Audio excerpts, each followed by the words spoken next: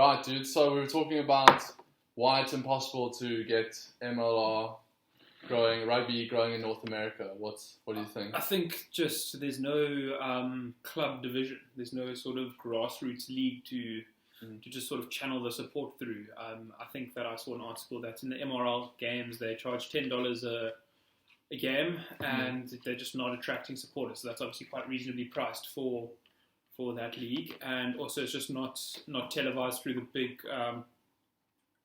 big sport providing system. So it's quite hard to gain access to it. Is it not on like ESPN and stuff? No, I don't think so. No. Because they televise Super Rugby and stuff through ESPN. Do they? Yeah. But I think you have to pay. It's pay per view, so you have to individually subscribe to that sort of channel. Yeah. So when I was there last year, they have it's like $6 a month, and you can get all the Super Rugby games. That's pretty cool. That's also good value. And it's also recorded, so it's full games, and you can watch it whenever you want. Yeah. So, that's very cool. But I don't know if they did with the MLR. I wasn't there. But they do post a lot of them on YouTube and stuff. But I don't know if they posted live. What do you think about South Africa potentially leaving the Super Rugby? I thought it was... Yeah. Is it definite? It's not set in stone, but it's all but definite. Okay. So what would the New Zealand...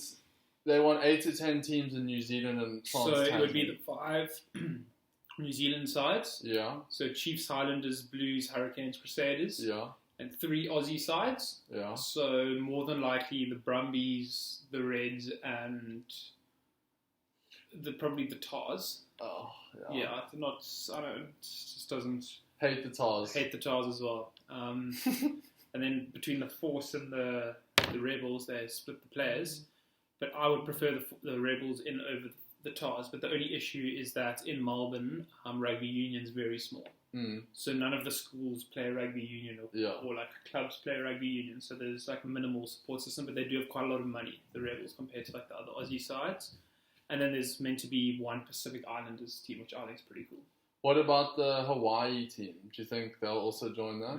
No, definitely not. So I haven't heard any talk about an Hawaiian side. Oh, okay. So basically, they formed a new Hawaiian... Isn't that pretty far from... Yeah. I mean, if it starts next year... Yeah, I doubt it. I mean, no, Hawaii's 5 hours from LA.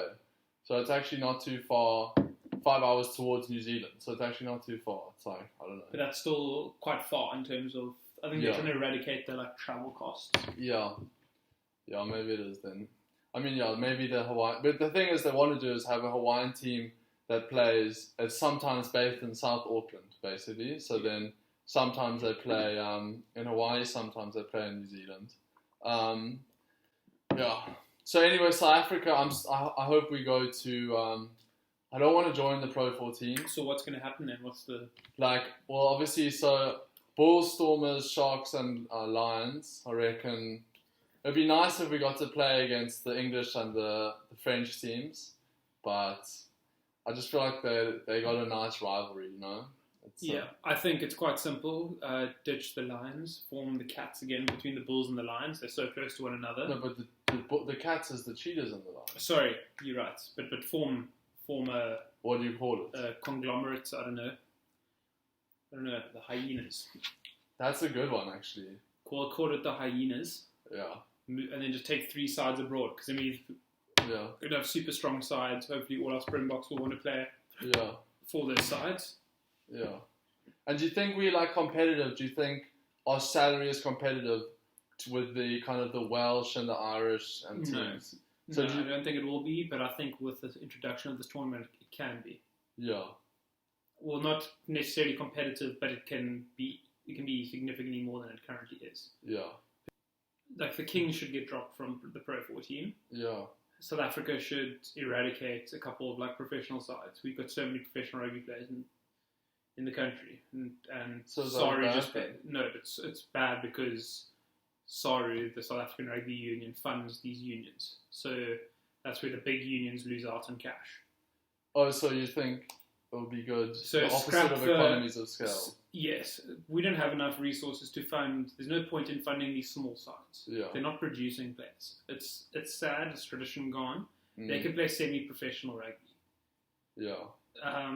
Ditch the Leopards, ditch the Falco, the Griffins, the Kings focus on the cheetahs, the lions, or the hyenas now, the bulls and the stormers. Yeah. Or no more bulls. Sorry, yeah, the sharks and the stormers. Yeah. What do you think on that? See, I don't know about the finances. Like, what would semi-professional mean? Like, semi-professional would mean that you would be earning you wouldn't be signing like a 3-year contract. You would just do year by year. It would either be like year by year or like paid per game. Yeah. Or okay. Paid per week of training and stuff. Yeah. But I mean, surely that's just less playing, and that's ultimately less, competition. But think about how's a team like the Leopards or the Falcon meant to afford a gym, a physio, a doctor, a backline coach, a forwards coach, a head coach, a manager. Yeah. They're not going to get crowd attendances. They're not going to get big corporate sponsors. You're going to want to just dump money there.